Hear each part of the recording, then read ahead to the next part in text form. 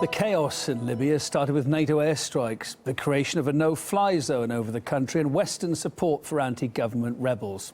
Now, 4 years on, it seems history may be about to repeat itself too, but this time in Syria. Turkish and US planes will soon provide air cover for Syrian rebels on the ground to try and push Islamic State extremists from the Turkish border.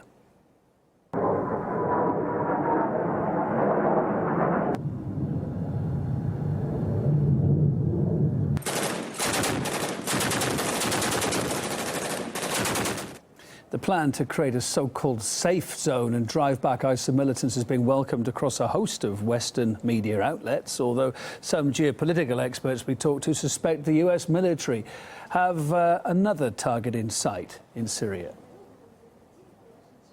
This latest move by Ankara and Washington bids fair to create another Iraq or Libyan-style disaster. The ultimate goal of both Ankara and Washington is to dislodge President al-Assad and Damascus. This so-called ISIS-free zone is a rather transparent step in that direction. However, dislodging the present Damascus-based regime would only create the kind of chaos and anarchy that you now see in Libya. In a sense, this has been something the U.S. has been pushing for a long time. Prior to this event, the U.S. has been bombing Islamic State largely out of the Persian Gulf. And so the United States clearly wants to get closer to Syria and has essentially been begging Turkey to use its main air base to do so. Well, whoever the suspected US target is while bombing Syria, America's top officials agree that ISIL is a key enemy right now. That wasn't the case back in January 2014, not so long ago, when President Obama compared the jihadists then with amateur sports teams trying to compete in the pro leagues. 5 months later, ISIL militants started their assault. Now, despite those coalition efforts, Islamic State controls significant swathes of Syria and Iraq and seem to have no plans to retreat either. Worse still is that ISIL-dominated territory is rapidly resembling a functioning state, many observers say. Islamic State's voiced plans to introduce its own currency, for instance. It offers a number of tourist attractions and has even opened a 5-star hotel. The Islamists have issued a special school curriculum too, and they've launched their own ID documents, including passports. I spoke to political science experts from Yale University who offered their thoughts on the terrorist group.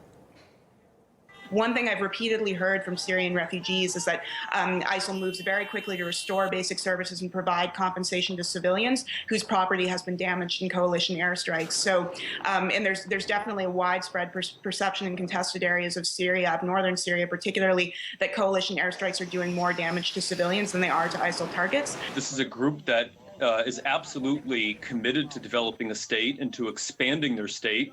So this is definitely not merely symbolic, but it's a state that's both in development, and it's also a state that is on a continuous wartime footing. They're fighting a war on multiple fronts.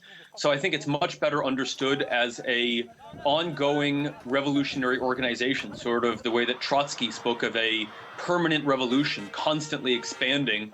And the second that it seeks to expand, it loses its distinct and unique purpose. Some other news today. Several hundred Israeli settlers have clashed with security forces in an illegal settlement near Ramallah in Palestine. The protesters are opposing a court ruling to demolish 2 houses built without permits. Our correspondent in the region, Paula Sleer, has the details. Violent clashes have broken out in the Israeli settlement of Bet El, which is near the Palestinian city of Ramallah. The clashes are between hundreds of Israeli settler youth and the Israeli army, and they were sparked after an Israeli court ordered the demolition of 2 buildings in the settlement. Now, this resulted in angry youngsters moving into the buildings. The army then used tear gas and was also forced to use anti-riot measures. What is ironic in the whole situation is that the court demolition order for these buildings is not because the buildings are on Palestinian land, which they are, and if you listen to international law, it says that the settlements are illegal. But this wasn't the reason for the court ordering their demolition by today. Instead, what the court said is that they do not have approval for floor plans. Now, this is a settlement that is home to some 6,000 people. It started back in 1977 from inside an an army camp and gradually grew and encroached onto Palestinian land.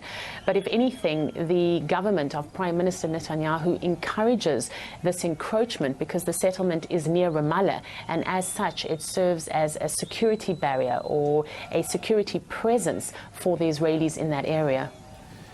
Our Middle East correspondent. Thanks for watching us. After the break here, Watching the Hawks next on a controversial US court ruling about child refugees.